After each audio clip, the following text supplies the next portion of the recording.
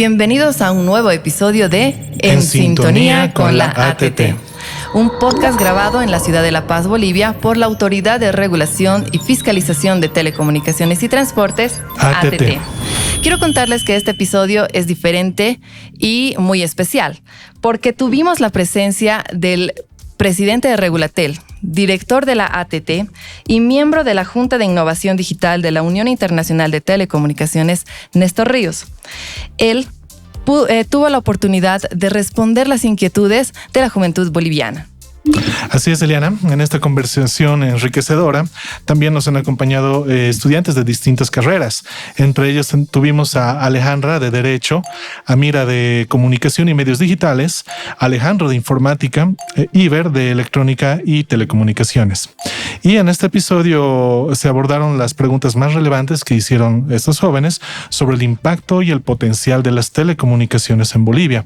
Claro, con la guía y la experiencia de un experto como lo es Néstor Ríos. Así que sin más preámbulos, Eliana, les presentamos este episodio especial que hemos denominado Telecom en Bolivia, un diálogo con la juventud. Hola a todos ustedes, tengan buenos días o buenas tardes según corresponda. Me llamo Néstor Ríos, soy director ejecutivo de la ATT y hoy es un día especial porque estamos compartiendo un tiempo con jóvenes, un tiempo donde realmente podemos compartir la visión que tenemos nuestra juventud con la ATT para ver el desarrollo de las telecomunicaciones. Creo que es importante escuchar. Nuestro presidente nos ha dicho que gobernemos con el pueblo y para el pueblo. Y parte de nuestra población importantísima son los jóvenes. Creo que es importante poder presentarles y que en realidad que cada uno de ellos se presente en esta reunión donde trataremos de dialogar de una manera sencilla, clara, sincera sobre las telecomunicaciones en el país, las perspectivas, los problemas, las problemáticas, los desafíos y las oportunidades. Entonces, les voy a pedir por favor que se presenten y para que podamos comenzar este diálogo. Bueno, empiezo yo. Mi nombre es Alejandro Mancilla, soy estudiante, egresado de la carrera de informática. Justamente había participado en un evento de acá del ATT donde había realizado un proyecto sobre estafas digitales y precisamente es un tema que me interesa bastante y es por eso que estoy acá. De hecho, quiero hablar un par de cosas sobre este punto y bueno, estoy muy feliz de la invitación. Es un placer para mí estar acá para compartir con todos ustedes un poco sobre las regulaciones y los desafíos legales, más que nada que enfrentamos en el acceso a las telecomunicaciones. Como estudiante de Derecho, me interesa mucho conocer un poco más sobre su perspectiva y el conocimiento que usted nos puede impartir en esta charla. Y bueno, me presento adecuadamente. Soy Alejandra Dávalos, soy estudiante de Derecho de la UMSA. Estoy en mi tercer año de carrera. Bueno, soy Iber Guzmán, soy estudiante de Electrónica y Telecomunicaciones de la Facultad de Tecnología. Agradecer al director Néstor Ríos por la invitación. Y sí, tengo muchos temas que quisiera tocar, sobre todo de las telecomunicaciones. Me importa mucho porque mientras más avanza las telecomunicaciones, también avanza la tecnología y es importante eso. Buenos días a todos los presentes, mi nombre es Amira Escobar y un saludo a todos los oyentes de lo que es En Sintonía con la ATT. En este caso soy estudiante de Comunicación y Medios Digitales y me interesa mucho saber el tema del internet y el acceso a la información que este permite. Entonces, dispuesta a poder conversar sobre estos temas. Perfecto. Genial. Bueno, entonces comenzaremos con las preguntas. Creo que es importante escuchar también las preguntas y siéntanse en la libertad de hacerlas. Si me permite empezar, yo tenía una pregunta más que todo con todos estos últimos temas que ha surgido. Justamente cuando yo participé en la hackathon había propuesto un software para prevención de estafas digitales y mucho después de eso y a raíz de todo lo que pasó en el país se liberaron las criptomonedas y yo quería saber si ya tienen contemplado alguna forma de regulación en cuanto a las estafas digitales con criptomonedas. Creo que este tipo de delitos, de ilícitos en el que utilizan los entornos digitales van evolucionando, ¿no? En la medida de que las tecnologías van avanzando, hemos ido encontrando diferentes tipos de comportamientos, de orden de ilícitos, en el que han ido alcanzando ya no solo el uso del contexto de los criptoactivos, sino también el uso de la inteligencia artificial. Entonces, definitivamente es un reto permanente y constante ir de la mano con la evolución de las telecomunicaciones. Yo me acuerdo hace mucho tiempo atrás, este tema de los fraudes comenzó por el año 2013 con el potenciamiento de las tecnologías 2G, 3G, donde pudimos ver que este tipo de ilícitos se hacían a través de mensajería de texto. Entonces, ya desde esas épocas, realmente este tipo de ilícitos ha ido creciendo, ¿no? Utilizar las tecnologías le permite a los estafadores poder generar una ingeniería social donde les permite confundir, suplantar la identidad del remitente para obtener un lucro ilegal. Entonces esa fórmula no ha cambiado. Si nos damos cuenta, o sea, el comportamiento delictivo no ha cambiado, sino que ha ido evolucionando con las herramientas que va utilizando. Hoy por hoy, ya el tema de criptoactivos es una ventana de oportunidad para este tipo de ilícitos, porque hay mucha gente que está tratando de ingresar al mundo del uso de estas herramientas financieras digitales y lamentablemente desconoce. Entonces, hay un alto riesgo que definitivamente es importante atender. Nosotros trabajamos ya desde hace un año y más en elaborar una plataforma que iba a generar un impacto hacia la sociedad que se llama Bloquea la Estafa. Esta herramienta es una herramienta preventiva.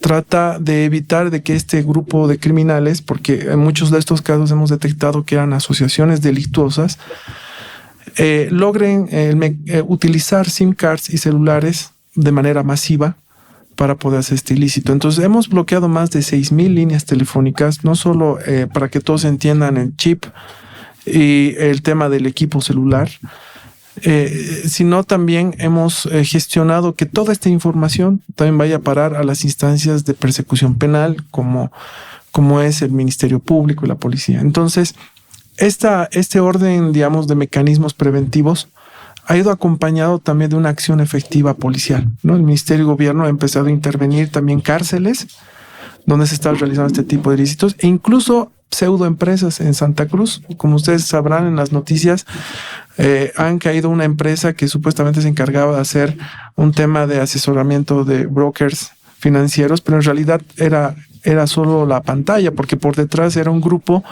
de bolivianos y extranjeros que se dedicaba a extorsionar a través de los celulares, a través de las comunicaciones. Entonces, esa medida ha sido hasta ahí cumplida. Tenemos que seguir informando. Ese es un factor muy importante, que con eso quiero responder la pregunta también, que es muy importante. Es que no solo basta prevenir con mecanismos, no solo basta el tema de sancionar a estas personas penalmente, sino también se trata de educar a las personas. Y es muy importante asociar el concepto de educación digital a la sociedad. Una sociedad en esta era digital que no está educada respecto al tema de redes seguras, el tema de los costos del uso de Internet, respecto al tema de un uso inteligente de las redes y del Internet, entonces tiende a fracasar como sociedad. Entonces es muy importante este tema, estamos trabajando desde 2 puntos. Para que todos sepan, también hemos hecho una alianza público-privada con más de 23 instancias para difundir a medios de comunicación, los proveedores, Entel, Viva, Tigo, entidades públicas, para estimular a las personas que sepan las reglas básicas y mínimas para evitar caer en cualquier ilícito de estos, ¿no? Entonces, definitivamente hay que trabajarlo más.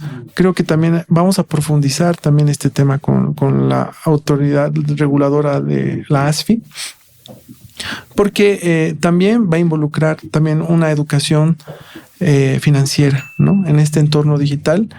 Todos tenemos que aprender a manejar estas herramientas, pero saber manejarlas y saber los riesgos que involucran en la toma de decisiones con la compra o adquisición de criptoactivos. Yo particularmente utilizo los USDTs, utilizo Binance para poder hacer diferente tipo, digamos, de movimientos económicos, pero definitivamente, como se dice, una cosa es utilizar un exchange, una aplicación que cambia el dólar o el USDT a un boliviano, pero lo importante es entrar a un mundo, digamos, de hacer transacciones ya bursátiles, ¿no? Ya es más complejo, ¿no? Y ahí la gente también tiene que tener una educación. Ok, muchas gracias. No sé si podría decir algo más. Claro. Me encantó la manera en la que dijo la mejor prevención sería la educación, básicamente. Entonces, es algo que rescato bastante y me impresiona que ya esté en el mundo de las criptomonedas. Y bueno, pues me ha encantado. Súper, gracias. Gracias, Alejandro. Yo quisiera tocar un punto.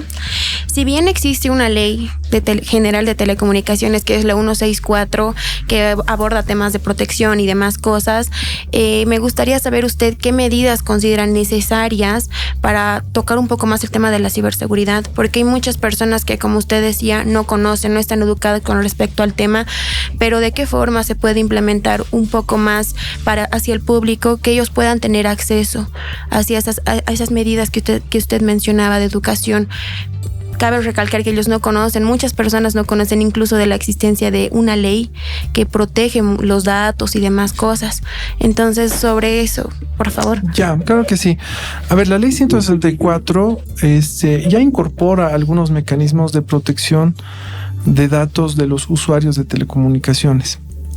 Es un primer avance que genera esta ley, la ley 164 y su reglamento. Sin embargo, no es suficiente, ¿no? Cuando uno ve la experiencia de otros países, se puede dar cuenta de que hay muchos fines involucrados para la seguridad del Estado y para el bienestar de los usuarios que están relacionadas con la protección de sus datos en la era digital.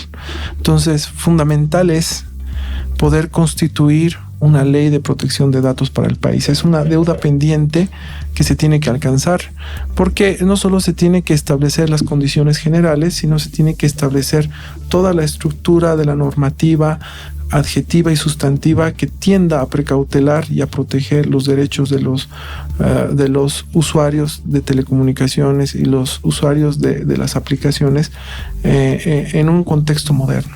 Entonces, hay un trabajo pendiente. Ahora, ese es un tema realmente relevante para el país que tiene que ajustarse, amoldarse. El segundo tema es la ciberseguridad. Como bien lo has dicho, la ciberseguridad en este tipo de ilícitos en entornos digitales, también hay diferentes tipos de hechos que pueden afectar la seguridad de la información del usuario, la seguridad de la información de las empresas y la seguridad de la información del Estado. Hay diferentes niveles comprometidos cuando existen este tipo de delitos. Este tipo de hechos le generan un costo, un daño económico muy importante a un país. De hecho, este tipo de ilícitos han ido acrecentándose en el tiempo. Hemos visto diferentes ataques de ransomware en diferentes empresas del país, y si estas no tienen ciertos estándares de seguridad de la información, entonces puede generar un impacto económico tremendo. La captura de información y la extorsión de este tipo de ilícitos es realmente preocupante, y eso es un tema que tenemos que prevenir como Estado. Entonces, en ambos casos vemos algo en común: es la ausencia de un marco normativo. Entonces, el primer gran paso de lo que se debe trabajar un marco normativo es poder generar una construcción ya no solo desde el Estado, porque desde el Estado podemos tener una visión tal vez desde un lado de la mesa. Tenemos que involucrar a la academia y tenemos que involucrar a los privados, a las empresas, para poder establecer condiciones de una norma que realmente se pueda aplicar en el país. Hay situaciones, nosotros podríamos recoger la experiencia de otros países, pero sin lugar a duda una legislación comparada debe aterrizar en un país a poder construir una norma que se aplique en el contexto económico, en el contexto tecnológico de nuestro país. Entonces, ese es el desafío realmente, el involucramiento, aliarnos con todos los bolivianos, es decir, las empresas, la academia, el Estado, que es el generador de las normas y las políticas y la regulación, para poder definir y consensuar esta necesidad. Considero que es muy importante, por eso la educación, y sigo manteniendo el tema de la educación, porque en la medida que la gente comprenda de que puedes tener derechos en el entorno digital que están siendo vulnerados, o que sienta el riesgo de su información, entonces la gente también va a estar al pendiente y va a priorizar este tipo de normativas. Hoy por hoy tenemos que profundizar este proceso de participación e involucramiento social, y también el de ponerlo de alta relevancia para nuestro Estado. Entonces, sí se ha ido trabajando, hay propuestas normativas que están en la Asamblea Legislativa del país, y a su tratamiento obedece a aspectos de orden político, ¿no? Entonces, es importante trabajar en eso. Nosotros como ATT también creo que hemos trabajado en una norma, estamos proyectando una resolución que por lo menos precautela la protección de datos hacia las empresas que ofrecen servicios de telecomunicaciones, ¿no? Es una parte, es una experiencia, va a ser un hito por lo menos en el sector de telecomunicaciones, pero una ley abarcaría realmente a todo el contexto del uso de las telecomunicaciones y TICs en el país. Entonces, es fundamental. Y la ciberseguridad definitivamente también. La ciberseguridad debe trabajarse en un contexto integral de las entidades del Estado. Hablamos de soberanía del Estado, por tanto, deben participar instancias como el Ministerio de Defensa.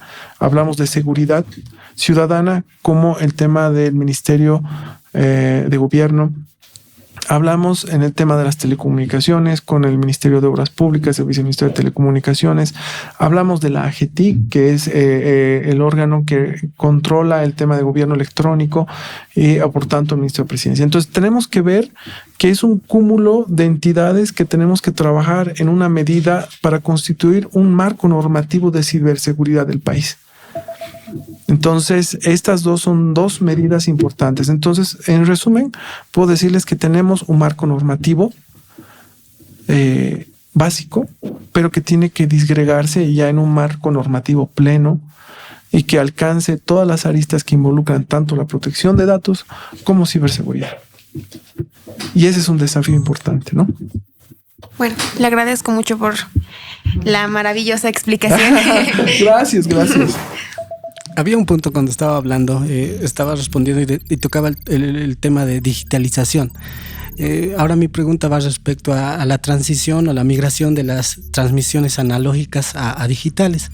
¿Cómo se está dando esto en las zonas rurales? Eso quería ver, cómo se está proyectando, cómo se está llevando como ATT, y también qué es lo que va a pasar con las transmisiones analógicas. ¿En algún punto van a morir o qué es lo que cómo lo van a tomar esto? Esto es para televisión. Televisión. Es televisión digital terrestre, es el término TDT, pero lo fundamental y creo que lo importante es lo siguiente. Bueno, todos los países, por un tema de eficiencia del uso de los recursos que tienen para el tema de la comunicación, han optado por mejorar las tecnologías. Entonces, en una época, todos los televisores eran analógicos. Entonces, en la medida que la tecnología ha ido desarrollándose, hemos alcanzado ya lo que es la televisión digital, que en ventaja a la televisión analógica tiene dos componentes. Uno importante es que te permite tener en la grilla de canales muchos más canales para poder tener mucho más contenido televisivo. Y lo segundo, bueno, unos elementos más importantes es la calidad. Uno ve un canal analógico versus un canal digital, va a tener una diferencia en cuanto a la calidad de imagen y video y audio. Entonces, el objetivo de todos los países ha sido llegar al apagón analógico, es decir, que se dejen de utilizar emisiones analógicas. Hoy por hoy Bolivia ya tiene un marco normativo para poder transicionar y realizar el apagón analógico, que se ha suspendido ya en 2 oportunidades. ¿Y por qué se ha suspendido? Justamente por el tema que acabas de decir. Es que, ¿qué involucra apagar analógicamente las telecomunicaciones? Involucra que si una persona se compra su televisor y no es digital, entonces al apagar las frecuencias analógicas, ese televisor ya no va a funcionar, o sea, no va a captar ningún canal. Y este impacto fundamentalmente se puede dar con alto riesgo en áreas rurales y periurbanas. Y las telecomunicaciones, el tema de los medios de comunicación masivos o televisión abierta, son democratizados, es decir, que todos deben tener el derecho a acceder. Entonces, para tomar una política del apagón analógico, tenemos que prioritariamente validar el hecho de que no existan personas que se puedan ver afectadas con este apagón.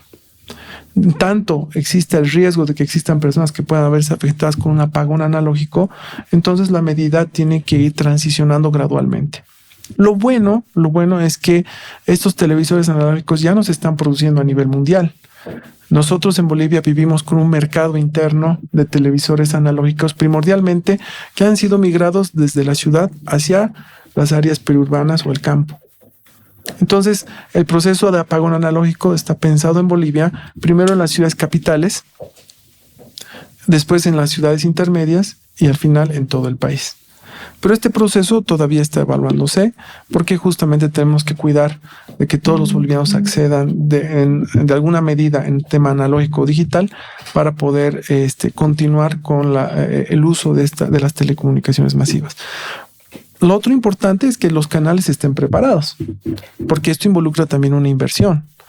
Un canal que tiene señales analógicas tiene que migrar toda su planta a un componente digital y eso tiene un costo. Entonces, ese es el proceso en el que el Estado tiene que evaluar, no puede tomar una decisión inoportuna y estamos en ese proceso. Nosotros consideramos, estamos en este tiempo incorporando también la alternativa de ampliar 2 años más este proceso de migración con un componente más también, y siempre yo parto de la educación. Tenemos que fortalecer a la sociedad esta educación. O sea, la gente tiene que saber que ya comprarse hoy por hoy un televisor analógico no es lo más deseable. Hoy por hoy el mercado de los televisores ya se ha aperturado con diferentes gamas, pero ya todas en digitales. Entonces, es muy importante, ese proceso está ya incorporado en el nuevo decreto que estamos trabajando y obviamente ya se va a abrir un proceso de el Estado en conjunto con los canales para poder difundir lo que va a ser el apagón analógico, los beneficios de la televisión digital y también estos aspectos y recomendaciones del mercado de los televisores, ¿no? Para que esto ya se vaya desechando con mayor celeridad y se involucre ya a una sociedad activa en el tema de esta medida, ¿no? El apagón digital. Gracias. No, pues un placer. Bueno, tomando en cuenta y viendo este contexto donde la tecnología está en constante evolución, tomando en cuenta la educación que usted mencionaba y nosotros como jóvenes, tal vez preguntar cuáles son las... tal vez si hay programas de educación digital que se han tomado en cuenta para que los jóvenes podamos tomar en cuenta, aprender y saber un poquito más de tecnología y poder compartirlo tal vez con las personas que tenemos a nuestro alrededor. Sí. Bueno, a ver, es algo muy importante. Todos sabemos usar el Internet, pero no sabemos realmente cómo funciona y cuál es la relevancia. Estamos en la era digital.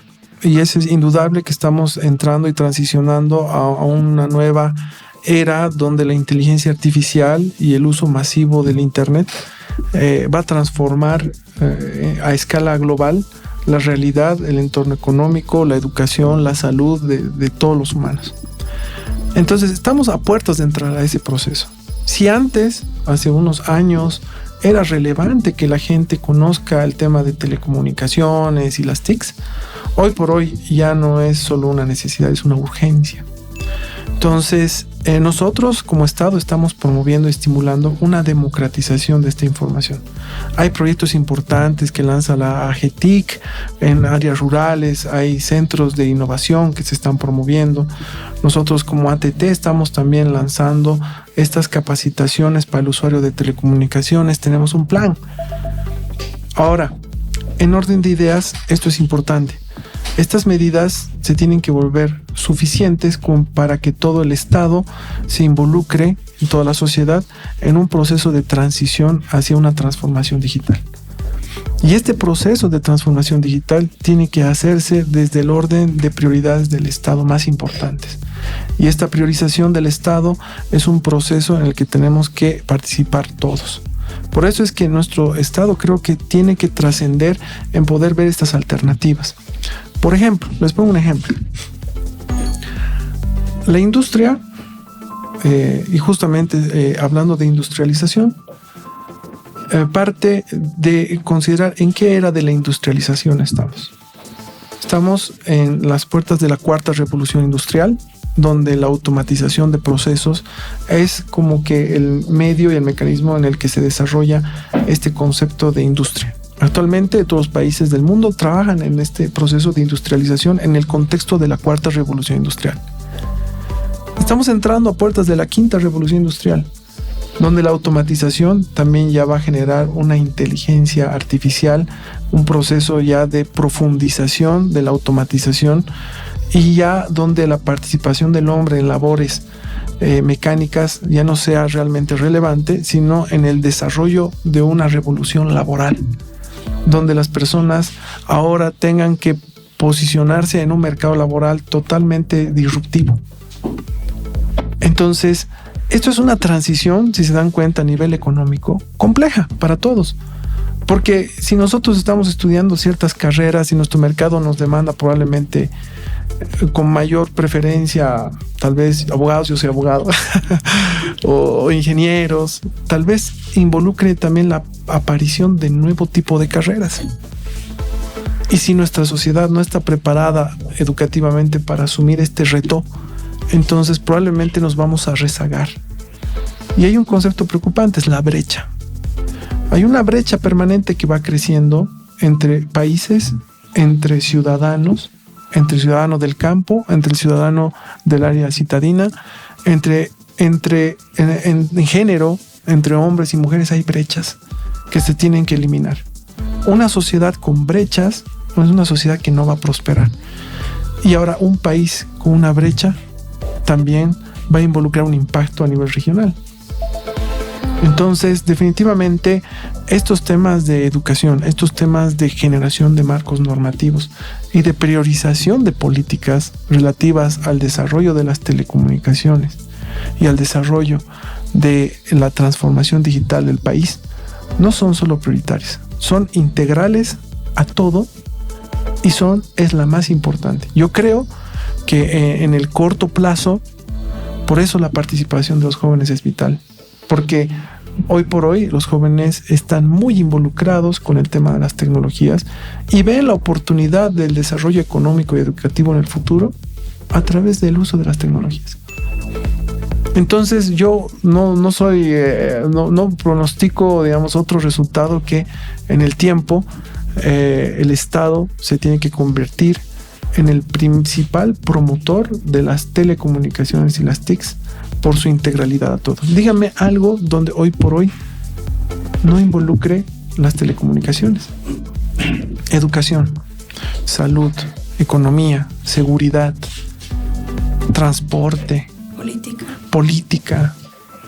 O sea, realmente estamos entrando a esta sociedad digital y tenemos que entrar muy bien preparados, ¿no? Y tenemos que avanzar. Entonces, ese creo que es la visión que tenemos, que yo tengo, es realmente de estimular demasiado el tema de las telecomunicaciones, porque vamos a llegar a un punto en el que la falta de políticas de priorización de esto nos puede llevar a la vulneración de derechos más importantes. ¿Qué va a pasar el día de mañana cuando, hablando del tema de criptoactivos, una sociedad trascienda en el uso de las monedas digitales? ¿Qué va a pasar en el campo? Vamos a seguir acrecentando brechas de país, brechas de productividad, cuando en realidad tenemos que involucrar a la sociedad, no para digitalizar por digitalizar, sino para que en el contexto de la forma de vida rural o urbana podamos adoptar de mejor manera las tecnologías para subsistir esa forma, ese hábito económico y esa cultura. Porque también vivimos constantemente un choque cultural.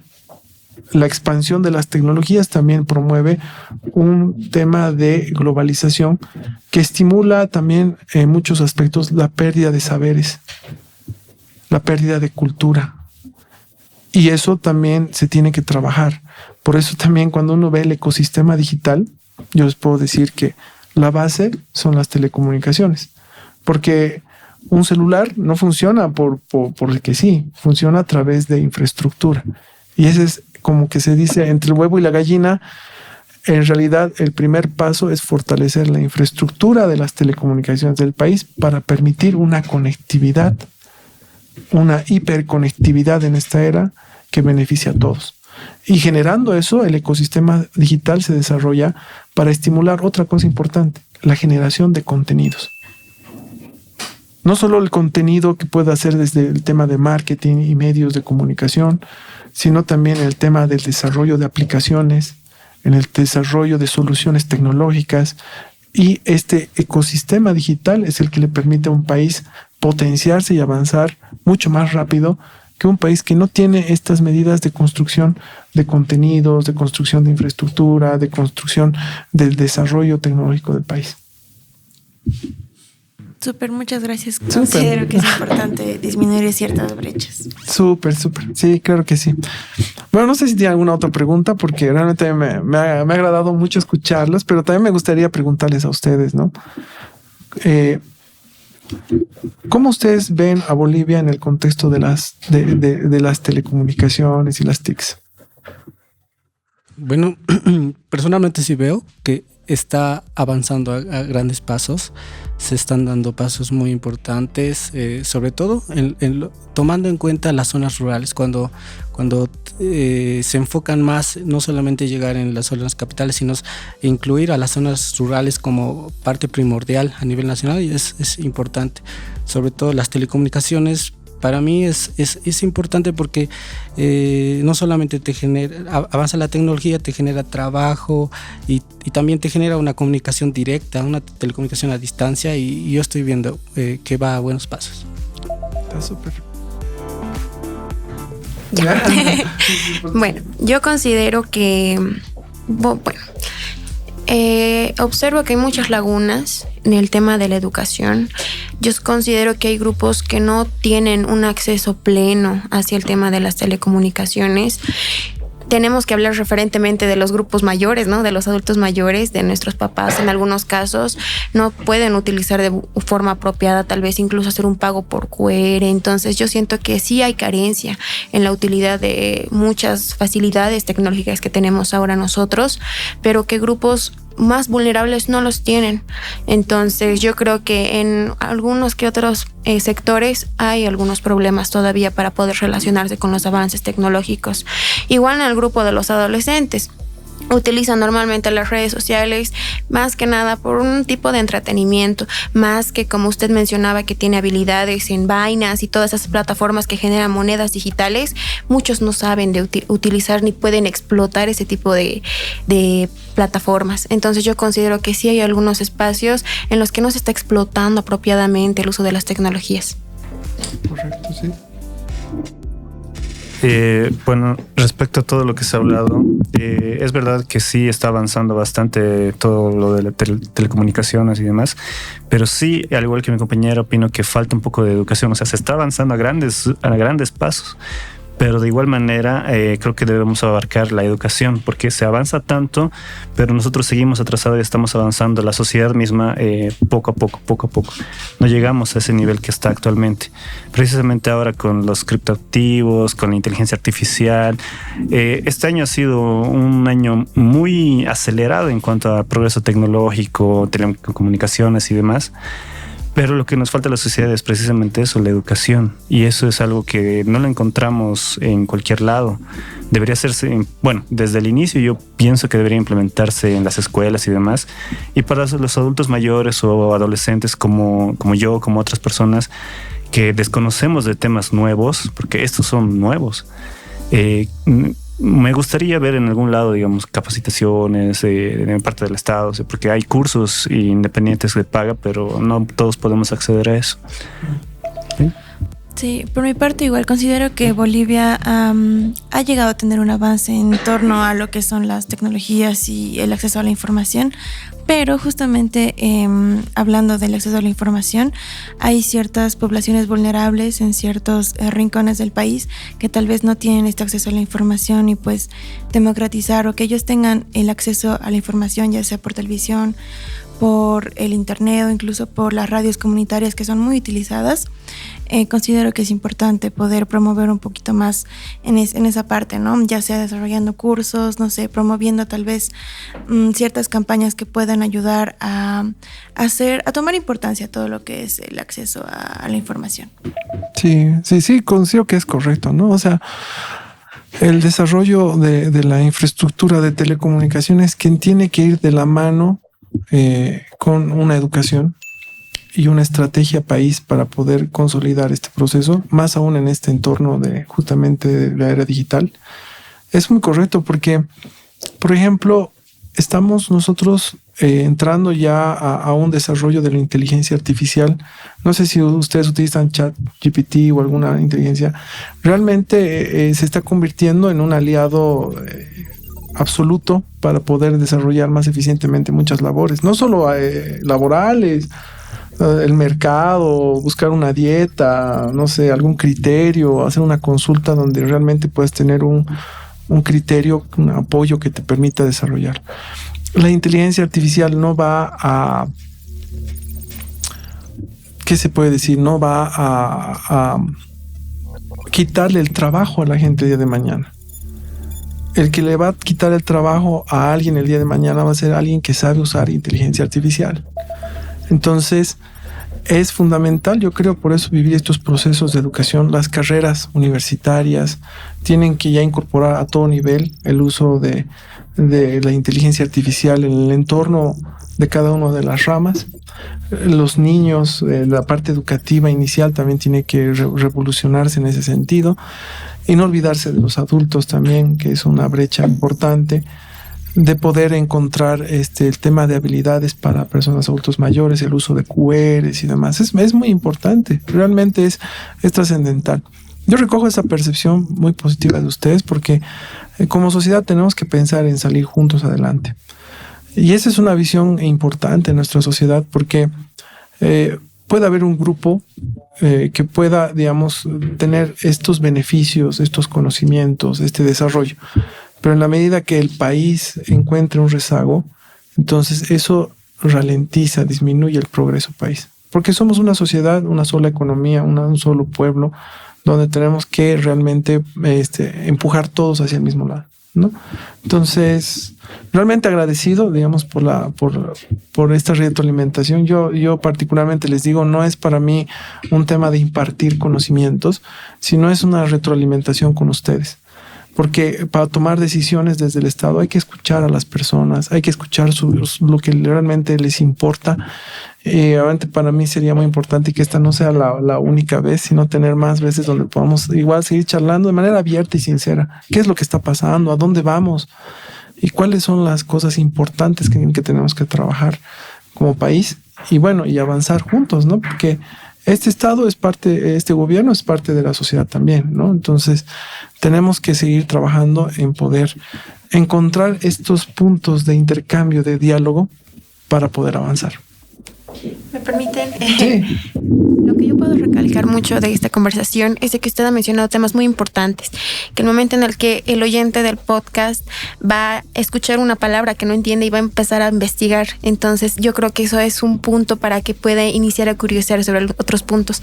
Igual usted mencionaba que estaban habilitando la creación de un decreto supremo, entonces esos son puntos que las personas que van a estar escuchando el podcast van a empezar a curiosear y abre un poco más a su curiosidad. Entonces agradezco mucho los puntos que usted ha tocado y que yo sé que para el público van a ser muy interesantes y van a empezar a indagar sobre todo lo que se ha hablado hoy.